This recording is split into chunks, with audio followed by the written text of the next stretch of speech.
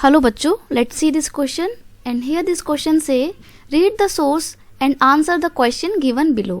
आपको यहाँ पे 3 सोर्स दिए हुए हैं, source A, source B and source C.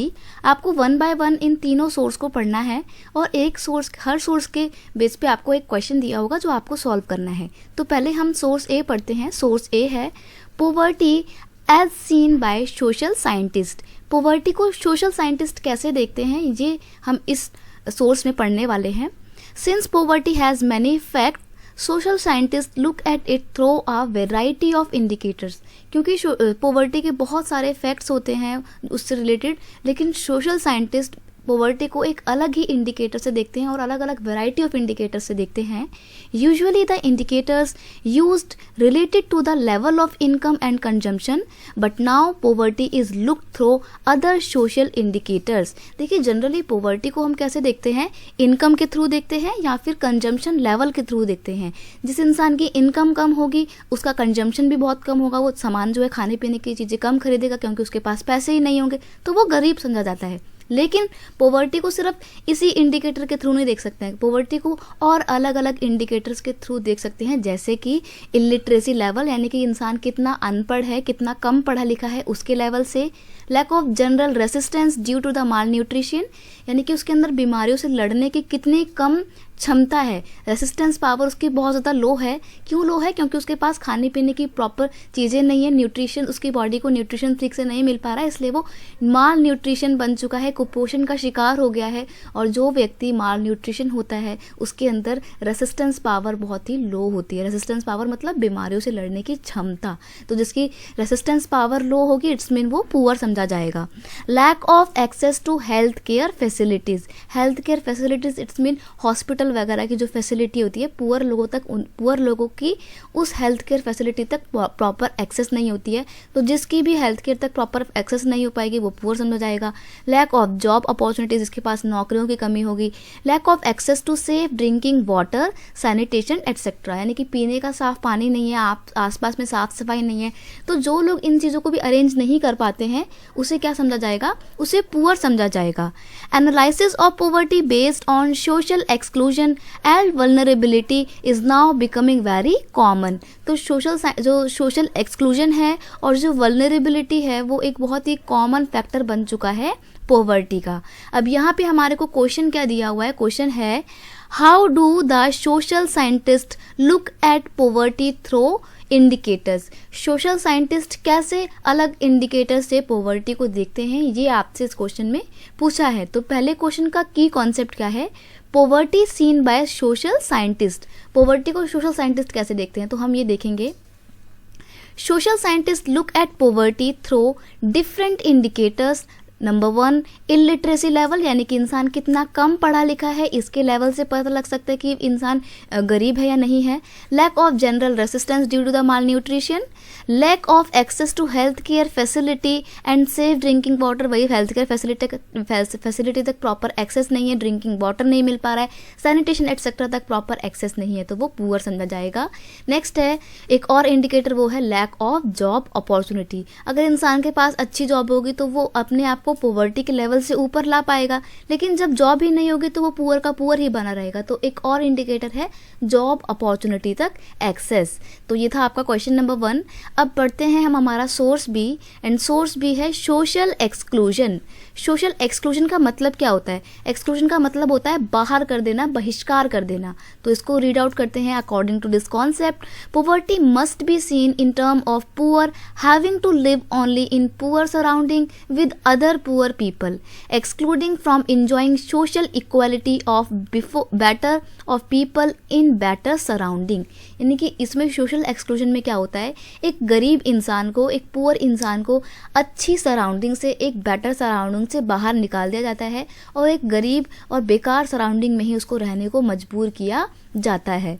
Social exclusion can be both a cause as well as consequence of poverty. और ये जो सोशल एक्सक्लूजन है ये पोवर्टी का कॉन्सिक्वेंस भी है, यानी कि परिणाम भी है, गलत परिणाम भी है और कारण भी है पोवर्टी का.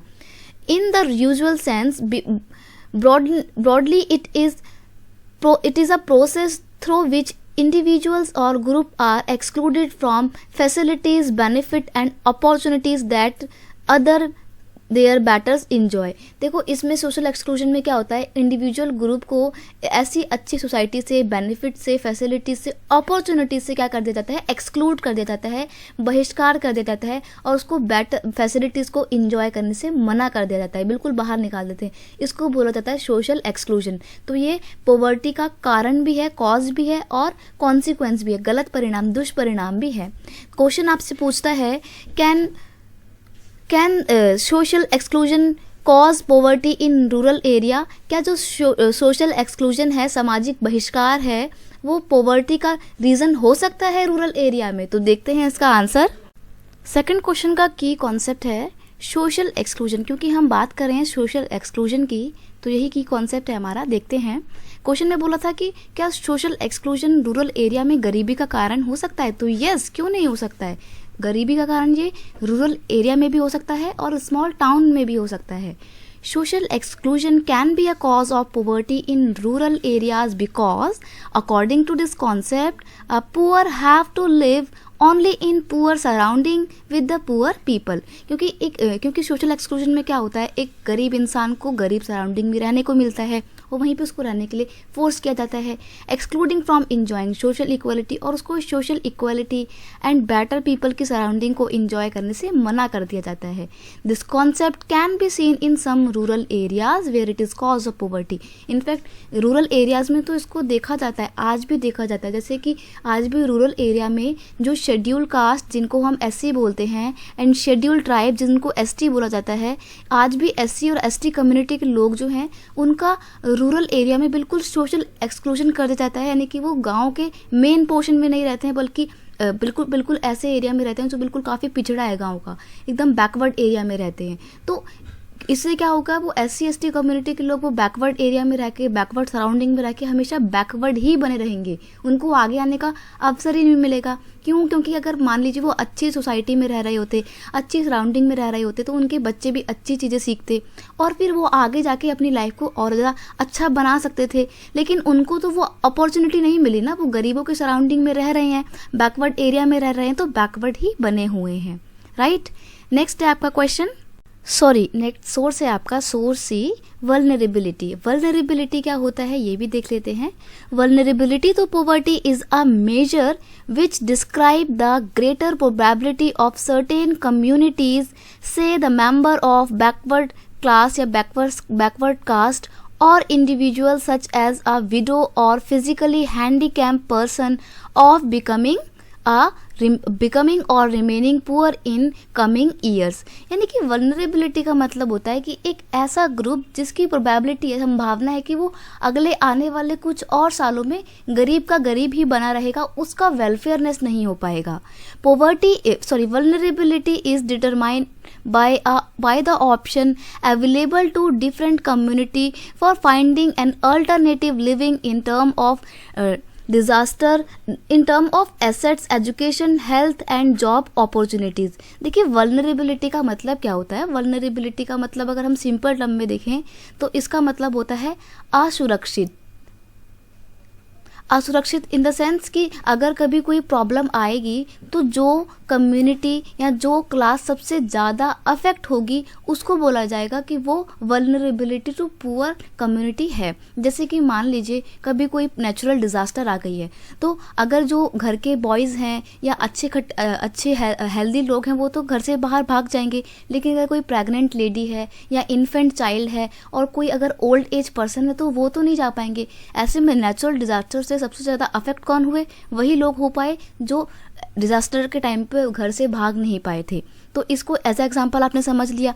तो यहाँ पे वही बोला गया कि जैसे शेड्यूल कास्ट है, शेड्यूल ट्राइब है, कुछ विडो हैं, फीमेल इन्फेंट चाइल्ड हैं, ये आने वाले साल में भी गरीब बने रहेंगे क्योंकि इनके पास अपॉर्चुनिटीज़ नहीं होंगी। और अपॉर्चुनिटीज़ कैसी? इनके पास एसेट नहीं होगी, पैसा नहीं होगा, एजुकेशन नहीं होगी, हेल्थ नहीं होगी अच्छी खासी, जॉब नहीं होगी, जॉब अपॉर्चुनिटी नहीं होगी। तो ये अगले आने वाले टाइम पे भी क्या रहेंगे? गरीब के गरीब ही रहेंगे। तो यहाँ पे क्वेश्चन आपका पूछता है what is vulnerability to poor. Vulnerability to poor क्या होता है? तो देखते हैं इसका आंसर है। क्वेश्चन का की कॉन्सेप्ट है वल्नरेबिलिटी टू पॉवर्टी। अब आंसर देखते हैं, आंसर क्या है।